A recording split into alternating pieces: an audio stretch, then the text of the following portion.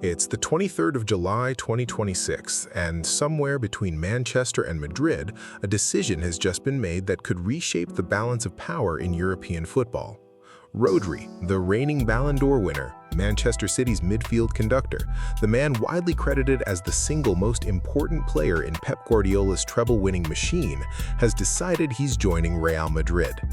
Sources describe it as decision 100% made, with personal terms being ironed out before Madrid even sits down to negotiate with City. No unveiling yet, no press conference, just a quiet, seismic shift. One more piece sliding into place in a plan that's been building since before this summer's World Cup even kicked off. Because here's the thing almost nobody outside Madrid actually knows. This didn't start with Rodri. It started months earlier in a hotel room with 4 men and a plan nobody else was supposed to see coming.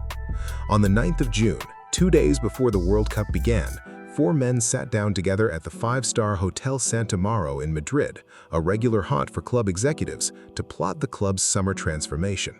José Mourinho, not yet even formally announced as the new head coach, was already in the room calling the shots, joined by Madrid's Director General José Ángel Sánchez, Chief Scout Juni, and Super Agent Jorge Mendes. This detail matters more than it sounds like it should.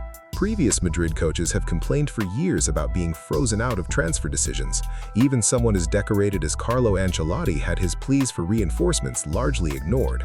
This time, it was different. Mourinho wasn't just being consulted, he was identifying the targets himself, redesigning the entire recruitment philosophy from the ground up.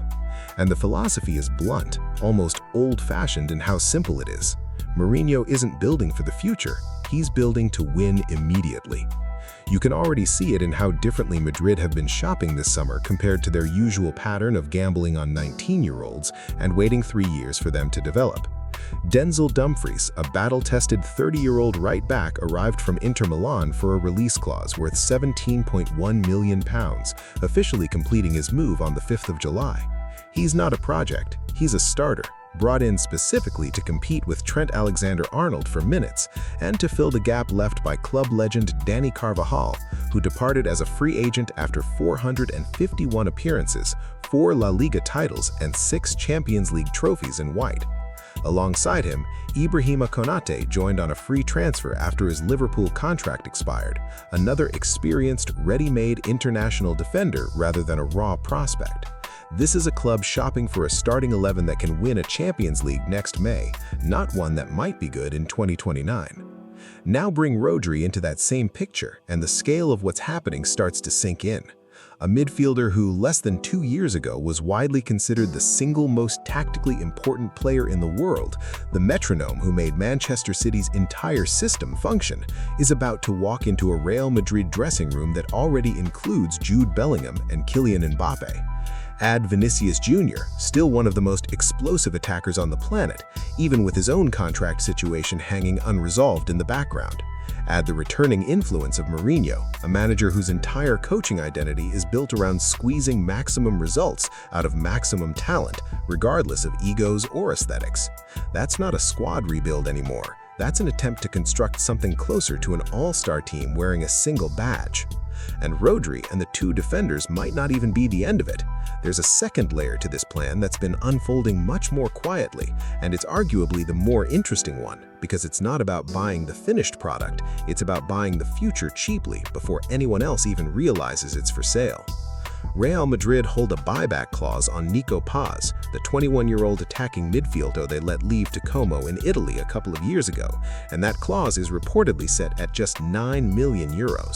Paz spent this past season quietly becoming one of Serie A's most exciting young playmakers, 12 goals and 6 assists, and earned a place in Argentina's World Cup squad off the back of it.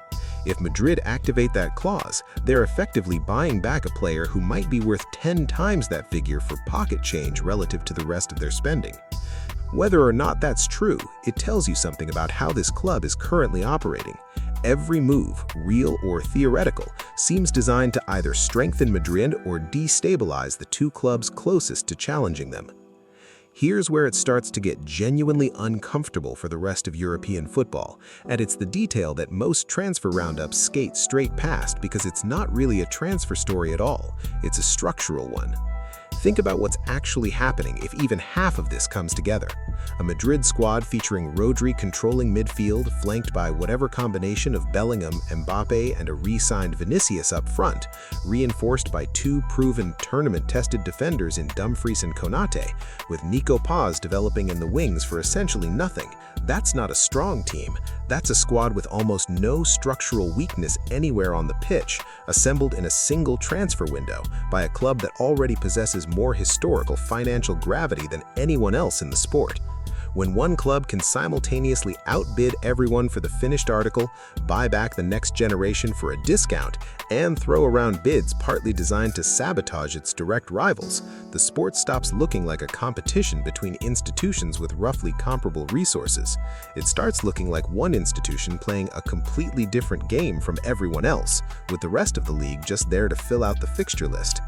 That's the breaking football part. Not cheating, not anything against the rules, just a level of financial and talent concentration that makes the idea of genuine competitive uncertainty start to feel almost decorative. Of course, none of this is guaranteed to work, and that's really the honest caveat sitting underneath the whole story. Squads built entirely around win-now logic have collapsed under their own weight before. Egos clash, systems don't gel as fast as boardrooms hope, and Mourinho himself has a well-documented history of relationships with star players souring even once results dip slightly. Vinicius' own contract situation remains genuinely unresolved, with his camp wanting an expensive new deal that Madrid haven't yet committed to, which means the club could theoretically be assembling this entire superstructure around a forward who isn't even guaranteed to still be there by the time it's finished.